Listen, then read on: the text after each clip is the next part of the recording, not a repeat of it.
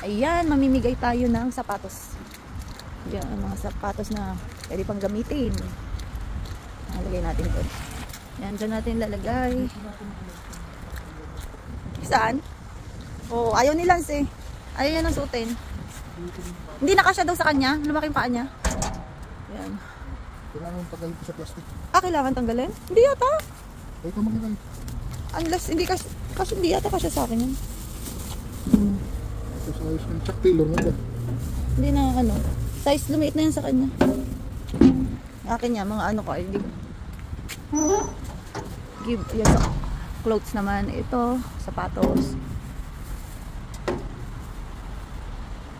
Ayoko ang tagal na yan. Hindi ko man nasusuot. Yung unang dating ba? Kasya na yan? Okay. Go. Oop. Thank you. Ayan, mamalengke naman tayo. Mamalengke naman tayo. Welcome to the Morrison. Dad, parang Ano pinatawag niya sa'yo? yung internet doll. Ano pinatawag niya? Valentine's na oh. De, to my beautiful wife. Ah, para sa'yo to. Hindi mo pwede sa'yo yan. Bakit? Beautiful wife, hindi ka naman beautiful. Ha? Ha? Most beautiful. Wow, yun ang gusto ko. Parang kasing si Gordon Ramsay ah. Sabi niya doon kay yung sa lumpia na vlogger. Ayun, hindi niya daw nagustuhan yung lumpia. Pero, I don't like it.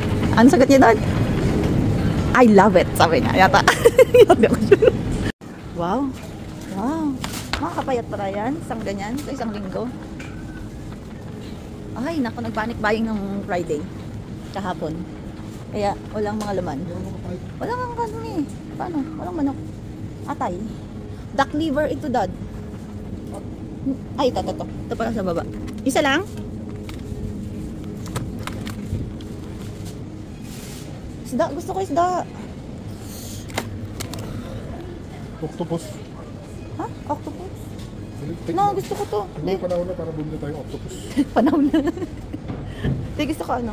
Sea bream isa lang. Ang dalawang sea bream ay 7 pounds. 350 each. Yan. Magtatahi tayo na kurtina habang nanin tayo ng balita ng mangyari sa iba-ibang lugar after ng storm na wind. Yan. So,